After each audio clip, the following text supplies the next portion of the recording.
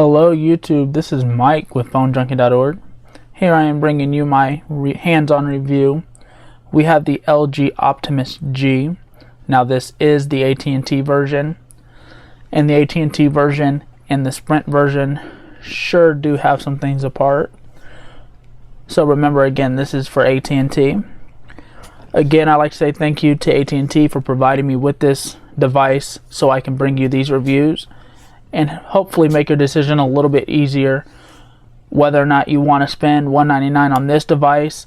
I would definitely say between now and the end of the year we're going to be seeing some really good heat between some phones. We got the HTC One X Plus coming out, the Galaxy Note 2 is just released, the Nokia Lumia 920, which I am really excited to be able to get my hands on. So we really got some amazing devices out there. One thing I'd like to start off with is going over the specs. Now this is a 4.7-inch display.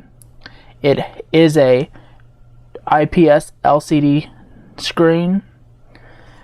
It has 768 by 1280 pixels. That's a 318 ppi pixel density. It is 0.8 millimeters thick. So it is a little bit thick. It feels a little bit thick. It is being shipped with Android 4.0.4. You have a 2100 milliamp battery. Now that's rated at a 10-hour talk time. This does have a quad-core Qualcomm Snapdragon S4 Pro processor. 2 GB of RAM. It has 16 GB internal storage, and it includes a 16 GB SD card. The Sprint version, you get 32 GB storage. This one they divided up with 16 GB internal, and they give you a 16 GB SD card. You have an 8 megapixel camera with LED flash. The Sprint version, you get a 13 megapixel camera. But from some of the reviews, I haven't had a chance to get my hands on the Sprint version, but by some of the reviews I've been seeing is that the 8 megapixel camera is doing a little bit better than that 13 megapixel camera. Alright, you have your LED flash. It does have video record, 1920 by 1080, which is 1080p HD. It records at 30 frames per second. You have a 1.3 megapixel front-facing camera. This is an LTE device. It has Bluetooth 4.0 as well as NFC, and it does feature mobile hotspot, so if you like to share your internet there. Alright, now with the look and the design of this device, it's a little basic looking when you first see it, but once you get it in the hands, you notice some of the nice features about it. It has a rounded edge here on the corner. On the bottom you have the star screws, add a little bit of a nice look touch to it. While you have the microphone, the micro USB charging port, and you have a textured bottom. On the left side of the phone you have a little cover, what you will have for your micro SD card slot, your SIM card slot. You have a up-down volume rocker. It's kind of flush to the phone, so you got to be you actually got to press it there, but not too bad. The top still have the texture panel here. You have a 3.5 millimeter head jack. On the back you have a glass feel to it. There's a glass back. It does feel kind of slippery in the hands. That's one downgrade to it, but it feels like a premium device. Some people complained about the iPhone 5 saying it was just not, it just didn't feel good, it just didn't have that premium feel to it. This, you have that premium feel, but again, it's just real slick.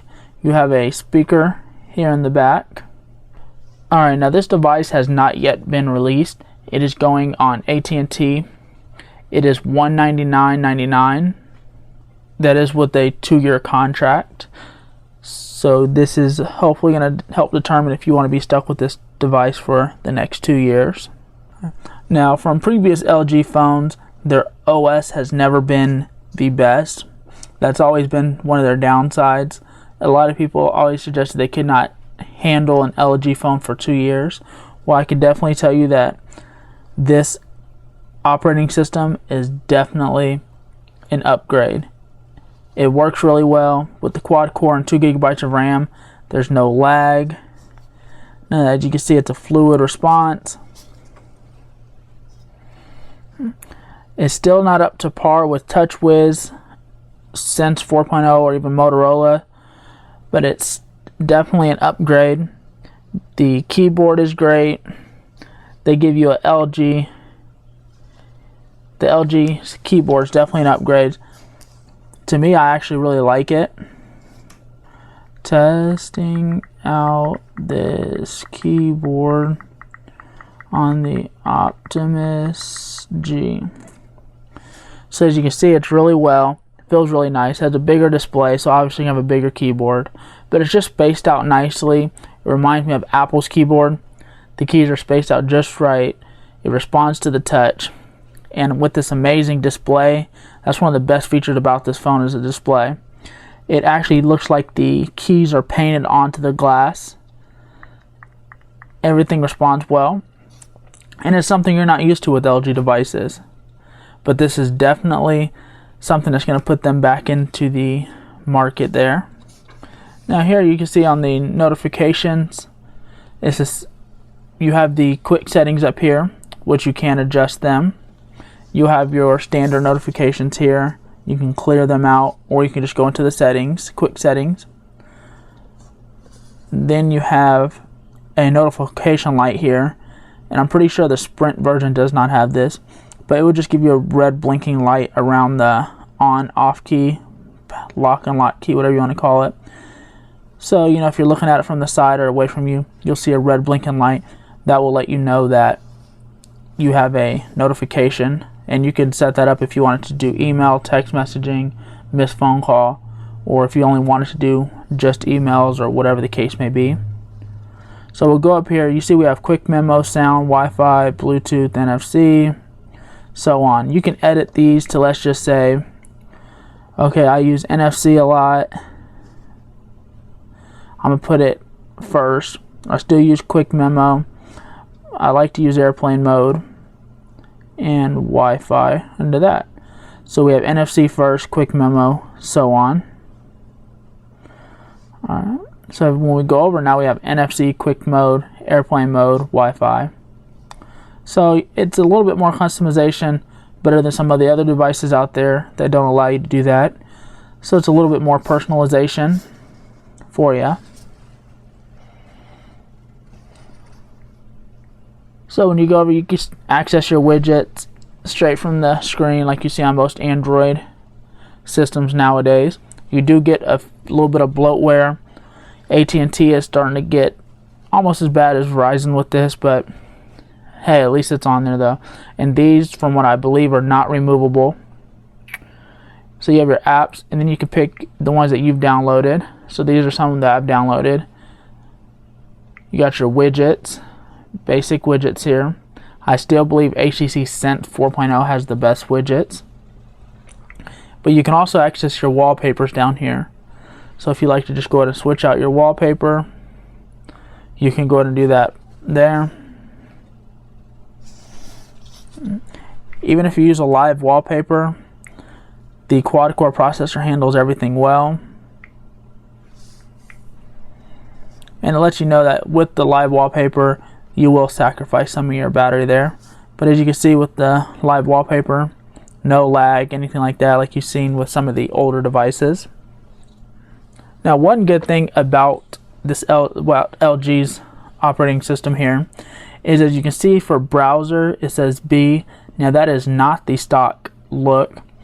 It lets you change the look of the icon around.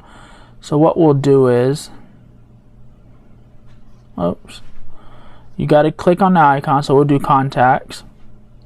You get the little paintbrush, which is the edit button. You press that, and it brings you to this icon screen where you can choose which icon you want.